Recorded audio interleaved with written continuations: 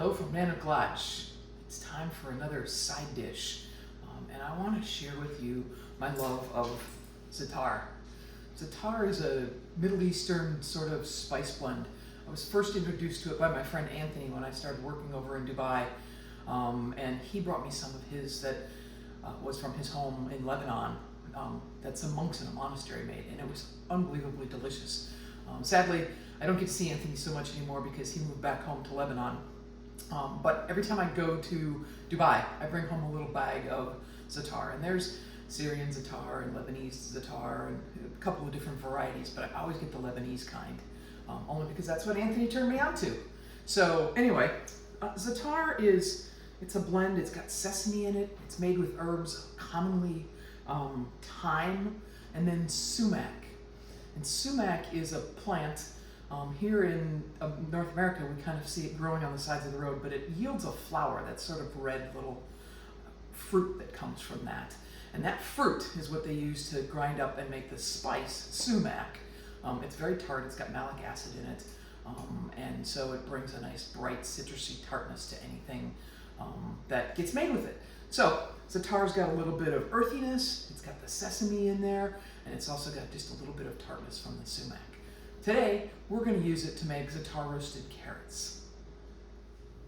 There are just a few simple ingredients in this recipe. The two that you're going to have to work at a little bit, but not very hard, are the tahini and the Za'atar. Now, tahini is really just ground up sesame seeds. You can see that there's oil on the top and the sesame on the bottom, sort of like natural peanut butter, and that's where I found it in the grocery store. We're just going to have to stir that up before we use it. And the Za'atar, just Google it. You can buy it from Penzi's, which is one of my favorite spice places, or the Spice House has it, if your local store doesn't carry it. Although Middle Eastern food is becoming more and more interesting to people here in the US, and so some of the local grocery stores are starting to stock some of this stuff. I found these wonderful peeled baby carrots at Costco, so we're going to use them, but really any carrot will work. For this, I've got a couple pounds here. We're going to use garlic, a little parsley for garnish. We've got some olive oil, salt, and pepper, and it's that simple.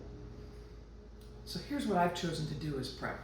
I took the carrots, I left the green top on, and I just simply cut them in half.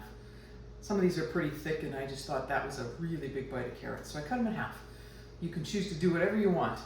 If you can find these little baby carrots and you want to leave the green tops on, it looks sort of fancy, but if not, just cut them up into chunks or strips. Take all the tops off if that's not something that you want to serve.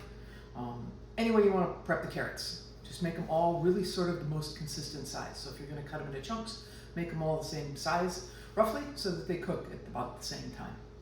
I've got the parsley here. I've chosen to leave it in a whole leaf because I think that would be prettier as a garnish.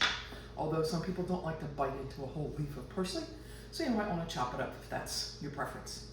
I minced the garlic, and I've measured the rest, and then I stirred all the tahini together. So you can see now it's sort of all just one homogeneous puree of sesame. We're simply going to toss this in olive oil and a little bit of salt and pepper. We're going to do this in two stages.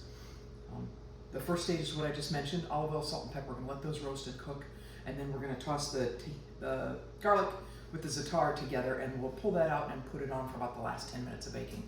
I don't want to burn the garlic. Burnt garlic isn't very good, nor do I want to burn the Za'atar and the sesame in there. So we're going to do sort of a two-stage roast, but again, super simple, easy to do. Let's get the carrots ready to roast. We'll just pour a couple tablespoons of olive oil over the top of that. Sprinkle it with the salt and the pepper, and then toss it around. Use my hands. And just throw them on the baking pan and pop them in the oven.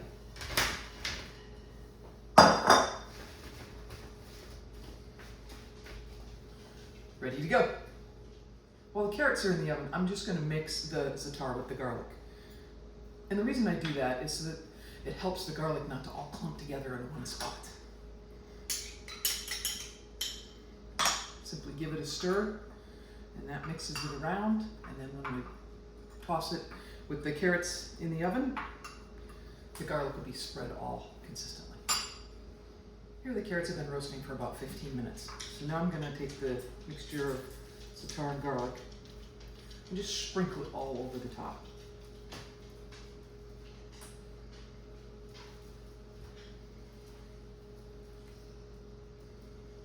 It's pretty generous, but you really want that flavor of the za'atar to come through.